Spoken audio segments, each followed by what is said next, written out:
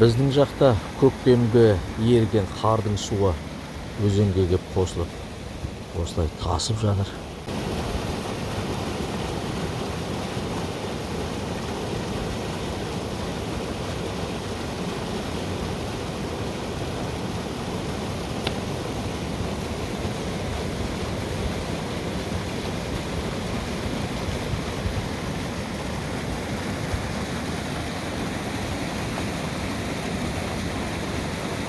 Сіздер жақта қалай болып жатыр ағайын?